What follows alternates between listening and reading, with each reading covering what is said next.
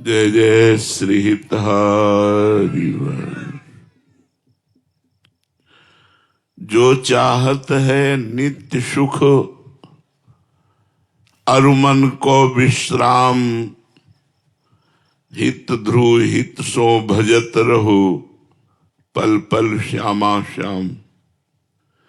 यदि नित्य खुश रहना चाहते हो, आनंदित रहना चाहते हो और सदा सनातन आनंदित रहना चाहते हो, मन का विश्राम चाहते हो, शांति चाहते हो, तो एक एक पल संभाल संभाल कर श्यामा श्याम श्यामा श्याम। राधा वल्लभ श्री हरिवंश, राधा वल्लभ श्री हरिवंश। हर समय भगवत स्मरण परायण रहे। ये कहना सरल बात है कि हर समय भगवत स्मरण परायण रहे, पर है बहुत कठिन बात। आप लोग देख लीजिए, खुद देख लीजिए कि आप कितने मिनट सच्चिदानंद भगवान का चिंतन करते हैं। इसलिए नारायण स्वामी ने कहा, नारायण अति कठिन है, हरि मिलन की बाट, या में पग पीछे धरे, प्रथम शीस दे काट।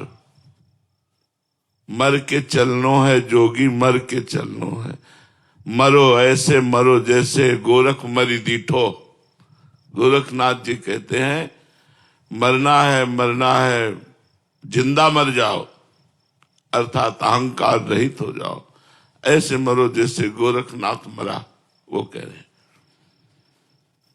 भगवान के मार्ग की बातें करना बहुत सरल है, वास्तविक बात है भगवान के मार्ग में चलना बड़ा कठिन है। हम लोग अपने जीवन भर यही देखते रहे,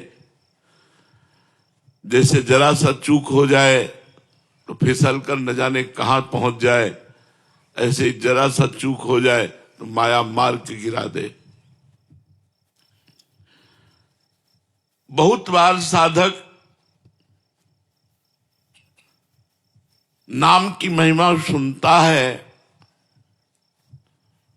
और नाम जपना चाहता है, पर विषय भोगों की प्रीति उसे नाम नहीं जपने देती। जैसे आपने महिमा सुना तो आपको लगा हम भी भजन करें, 2-4 दिन भजन हुआ, फिर विषय की जो प्रीति है वो ऐसी मलिनता पैदा कर देती है कि नाम जप में रुचि नहीं होती, नाम जप में प्रीति नहीं हो पाती। इसीलिए विषय त्याग नाम जप के लिए अत्यंत आवश्यक है। विषय वो जो भगवान से विमुख करता है, जो भगवान के सन्मुख विषय करता है, उसका त्याग नहीं। धर्मयुक्त विषय का भोग भगवान की भक्ति बढ़ाता है और अधर्मयुक्त विषयों का सेवन भगवान की भक्ति में बाधा बनता है। सभी बुरे विचार एवं दुर्गुण 3 प्रकार से आते हैं। एक तो पूर्व जन्म के संस्कार से। हमारा पूर्व जन्म यदि गंदा रहा है तो इस जन्म में ना चाहते हुए भी गंदे विचार आएंगे। दूसरा भोजन से। यदि हमारा भोजन सही नहीं है तो हमारे विचार दूषित हो जाएंगे। तीसरा कुसंग से। यदि हमारा साथ ठीक नहीं है तो हमारे विचार दूषित हो जाएंगे। नाम जापक को 3 वासनाओं को नष्ट करना पड़ता है। एक भोजन से प्रकट हुई वासना, एक पूर्व जन्म से प्रकट हुई वासना और एक कुसंग से प्रकट हुई वासना। भोजन वाली 1-2 दिन में संभल जाएगी अपने आप। कुसंग वाली को बहुत सावधानी से संभालना है। क्योंकि अगर कुसंग लंबा खिंच गया तो हमारा जीवन बर्बाद हो जाएगा। पूर्व जन्म की वासना से लड़ना पड़ता है 20 वर्ष। वो सूक्ष्म हो जाती है लेकिन नष्ट नहीं होती। और जहां तीनों वासनाएं नष्ट हुई उसी समय आपको नाम अमृत जैसा मीठा लगेगा। 1 मिनट भी छोड़ना अच्छा नहीं लगेगा। इसलिए हम भोजन पर, संग पर और अंदर विचार पर दृष्टि रखें। हमारा भोजन शुद्ध हो, हमारा विचार शुद्ध हो, हमारा संग शुद्ध हो। प्रायः सबके अंदर धन की लालसा अधिक रहती है। 3 बातें तो बाधा हैं ही, और ये 3 बातें और डबल बाधा है। स्त्री है तो पुरुष भोग की, पुरुष है तो स्त्री भोग की। धन कमाने की, धन इकट्ठा, धन बढ़ाने की, नाम हो जाए, ये बात। अब नाम जापक को इन 3 बातों पर विजय प्राप्त करनी होगी। पहले 3 वो और 3 ये। यदि गृहस्थ है तो संयम पूर्वक, धर्म पूर्वक अपनी पत्नी का सहवास करे और भजन करे तो कोई बाधा नहीं। विरक्त है तो भगवान का आश्रय लेकर सहने की कोशिश करे। धन है तो गृहस्थ है तो धर्म पूर्वक कमाए, और कमाए हुए धर्म पूर्वक धन से 10%, 100 में 10 रुपया गरीबों की सेवा, अनाथों की सेवा, गौओं की सेवा, संतों की सेवा, मरीजों की सेवा, इनमें खर्चा करें। निश्चित लाभ मिलेगा, आप देख लेना, बहुत जल्दी लाभ मिलेगा। यदि आपने परोपकार ठान लिया है कि आज का हम भोजन भूखे रह करके व्रत करेंगे और दूसरे को पवा देंगे, तो एक दिन आपके यहां भंडारा चलने लगेगा। लिख लो हमारी बात। अगर धनी बनना है तो हम तुम्हें सच्चा उपाय बता रहे, परोपकार करना शुरू कर दो। 5 रुपए से शुरू कर दो परोपकार करना। हमारे वृंदावन में सेवा कुंज के इस साइड में एक आश्रम है जिसका नाम नथियाबाई। नथियाबाई तो जब आई यहां तो उन्होंने सोचा मेरे से क्या भजन होगा, संत सेवा बन जाए, यही मेरे भाग्य की बात है। अब संत सेवा के लिए धन चाहिए, तो क्या करती, यमुना किनारे उपले बिनती, जो जानवर गोबर कर देते हैं, सूख जाता है, उसे उपला कहते हैं, और ब्रजवासियों से आटा मांग लाती और रोटी बनाती, फिर संत को बुलाती। अब वो नाम जपते हुए ऐसी रोटी बनाती कि जो संत पाता वो बड़ाई करता। अब वहां बिना बुलाए संत आने लगे, 2 आने लगे, 4 आने लगे। उन्होंने किसी को मना नहीं किया, कभी भी आ जाए, रात के आ जाए तो रोटी बना के देने लगी। धीरे धीरे लोगों को पता चला, वहां दाल और आटे के बोरे, घी की टीनें पहुंचने लगी। धीरे धीरे आश्रम बन गया। एक दिन वो 10 वर्ष सेवा करते व्यतीत हो गए, फल का समय आया तो गेहूं लेने गई थी ब्रजवासियों से। जैसे समय आता है ना गेहूं का, तो खेतों में फिर वो 5 किलो 10 किलो ऐसे सब चंदा रूप में दे देते हैं।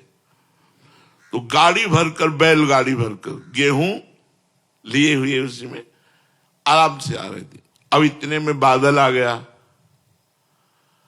और बूंदें गिरने लगी, अंधेरा हो गया।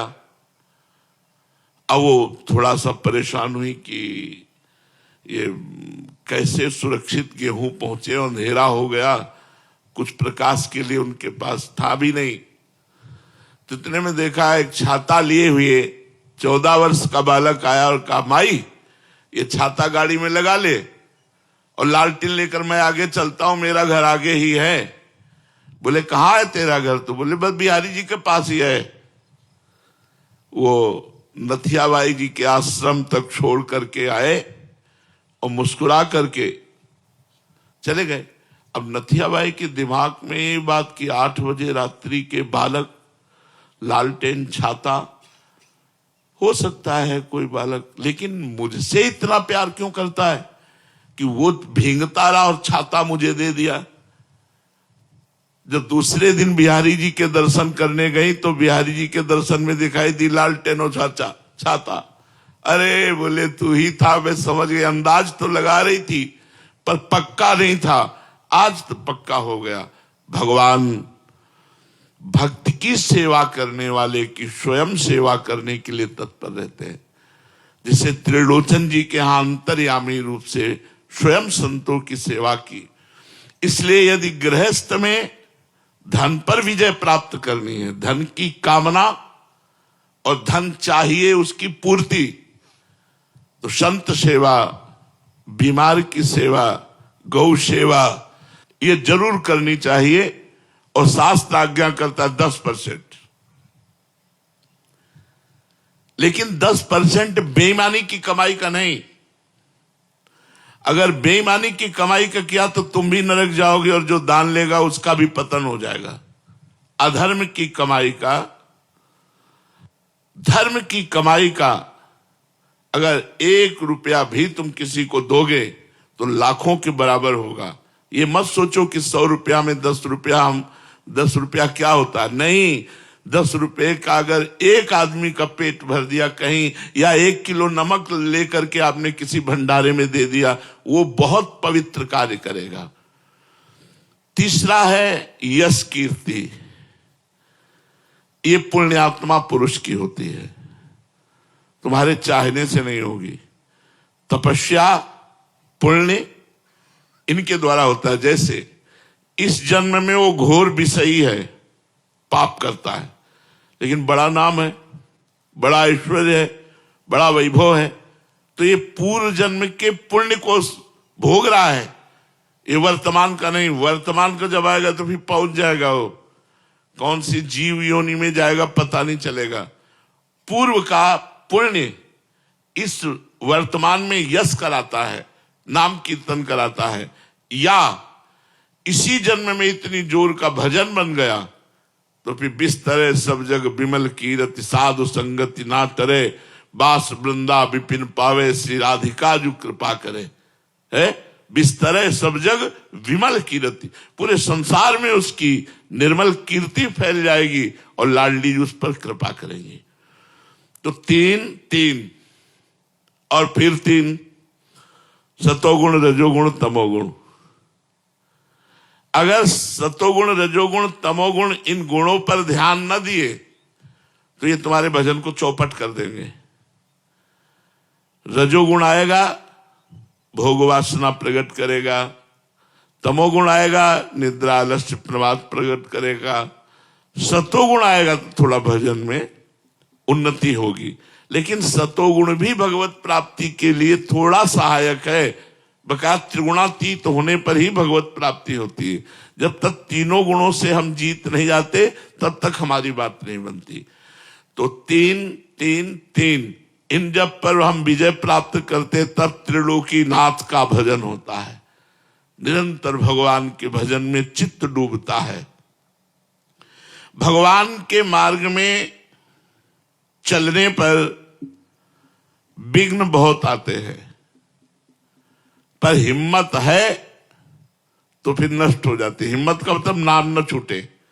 नहीं, विघ्न बहुत आते हैं क्योंकि अच्छे मार्ग में चलने पर जो बुरे विचार हैं, बुरे आचरण हैं, बुरे लोग हैं, संतों से अपने आप द्वेष करते हैं, सतमार्ग से द्वेष करते हैं, आपका उपहास करेंगे, आपकी निंदा करेंगे, आपसे वैर करेंगे, आपको वो दुख देना चाहेंगे, लेकिन आपको हिम्मत रखनी। लोग बड़ा उपहास करते हैं, अपने लोगों ने गालियां भी सही है, जब गंगा किनारे भ्रमण करते थे तो गालियां भी लोग देते थे, देखते थे जवान साधु अकेले तो लोग गालियां भी देते थे। कभी कभी भोजन नहीं, सर्दी का भीषण वेग है और लोग गालियां दे रहे तो एकांत में भगवान से प्रार्थना करते थे, हमने तो सुना था बड़ा आनंद का मार्ग है और यहाँ तो गालियां मिल रही, भोजन नहीं मिल रहा, सर्दी से कष्ट सह रहे। तब अंदर से आता होश में, ये बाहरी बात है, आंतरिक देख लेना आगे चल करके। संतों के वचन झूठे नहीं होते, बस उसी विश्वास पर जीवन यात्रा आगे बढ़ती रही। तो अगर हमारे मार्ग में कोई कठिनताएं आती हैं तो हमको हटना नहीं है, छोड़ना नहीं है, नाम जप नहीं छोड़ना, वो विघ्न ही सब नष्ट हो जाएंगे, आप पक्का विश्वास रखिएगा। अगर विघ्नों को देख करके भजन छोड़ दिया तब तो विघ्न आपको परास्त कर सके, नहीं तो हमारी वाणी जी में लिखा है, राधा वल्लभ भजत भज भली भली सब होए, जीते विनायक शुभ अशुभ विघ्न करे नहीं कोई, विघ्न करे नहीं कोई, डरे कलिकाल कष्ट भय, हरे सकल संताप हरस हरि नाम जपत जय, उसकी विजय होती है। इसलिए विचार पूर्वक भगवत मार्ग में चलो और नाम जप खूब करते रहो।